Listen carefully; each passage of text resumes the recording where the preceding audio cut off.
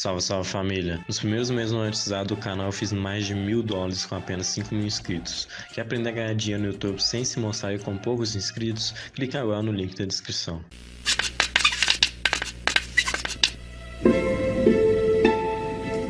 Game 21 reached move 40, the move at which the game was adjourned for the two players to go and study it.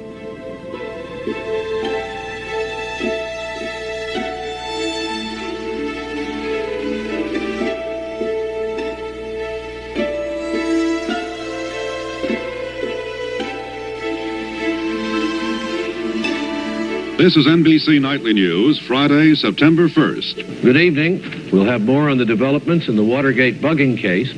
We'll hear George McGovern talking about tightening up his campaign organization, and we'll have a look at the new unemployment figures. And first, Bobby Fischer. Today was the day when Fischer and the Russian champion, Boris Spassky, were to have finished the 21st game of the World Championship, a game they started yesterday. But Spassky, after what must have been an agonizing night spent analyzing his position, didn't even show up to play.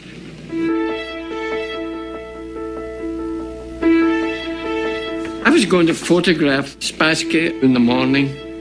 He come straight over to me, shook my hand and said, "There is another world champion. His name is Robert James Fischer."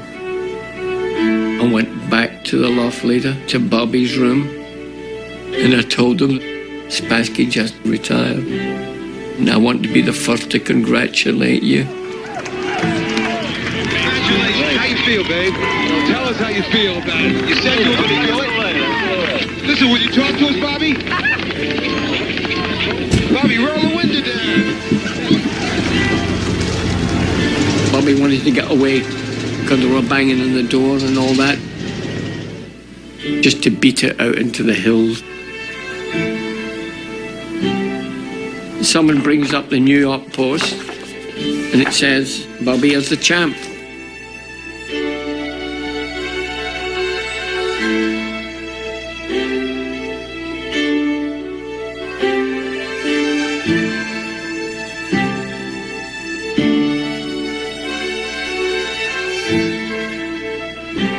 His mother had said to him when she saw she couldn't separate him from chess, she said, "Okay, go play chess. When that's over, you can start your life. You can do something important." NBC News correspondent Dick Schaap was in Iceland today, and here's what Fischer said. How does it feel now? You have the world championship. You're the best in the world at what you've devoted your life to. How does that feel inside? Feels pretty good, yeah. I mean, my goal now is to play a lot more chess. I feel I haven't played enough chess.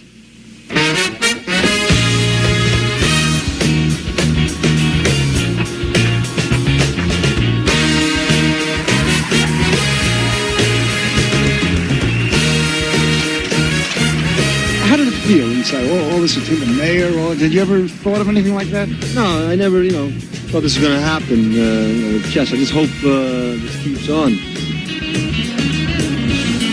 I just had a premonition that something awful was going to happen to him. I didn't know what it would be, but I didn't feel good about it.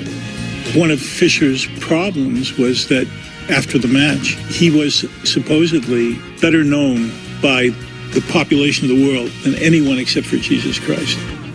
And he was a guy who treasured his privacy. He had a problem.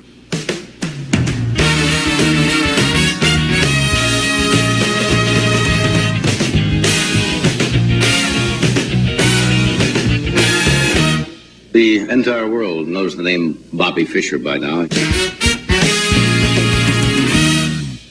Was it a letdown after it was all over, Bobby? I mean, it was, well, there must have been a tremendous... It was. I woke up the day after the thing was over, and I just felt different, like something had been taken out of me.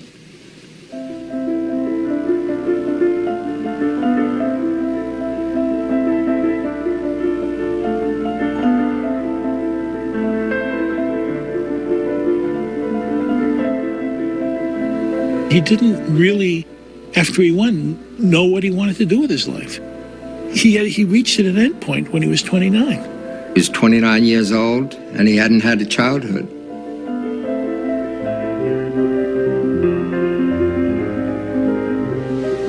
Well, is it not true that the chess masters are always young men, and that they don't last? That's been true, generally speaking, but there are exceptions. Steinitz, who was 63 when he was world champion. But you're in a fortunate position, because most of us in life, no matter how successful we think we are, we still have to do what other people want us to do, just to hold jobs.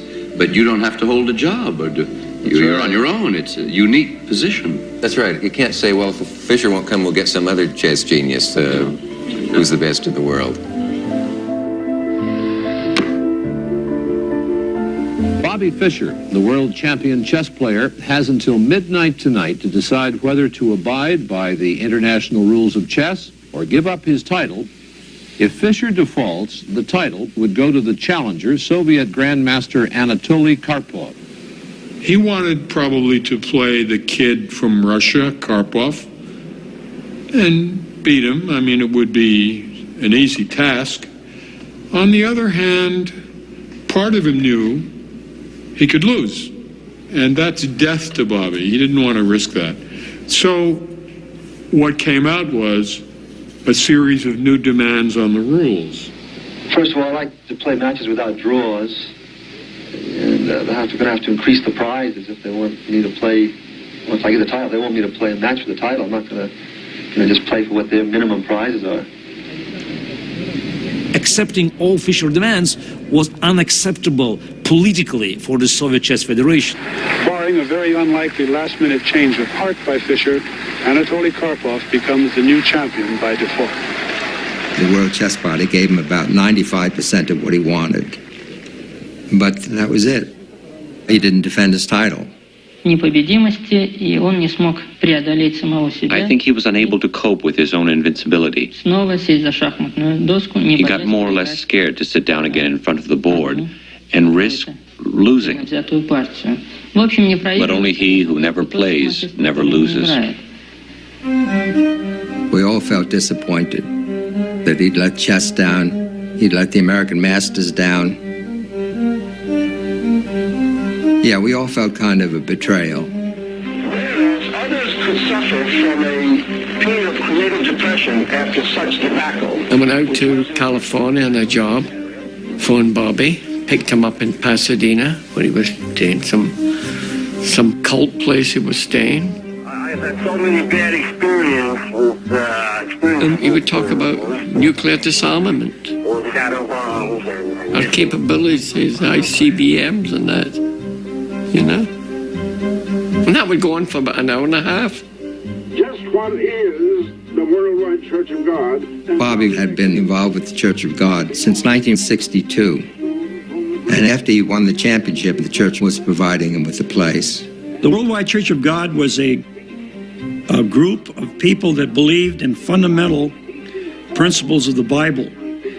Some people would probably call us fundamentalists. That will bring on the great tribulation, and that will end in the second coming of Christ, the end of this present civilization. Basically, a sense that there was an impending coming Christ, and we need to prepare for that particular second coming.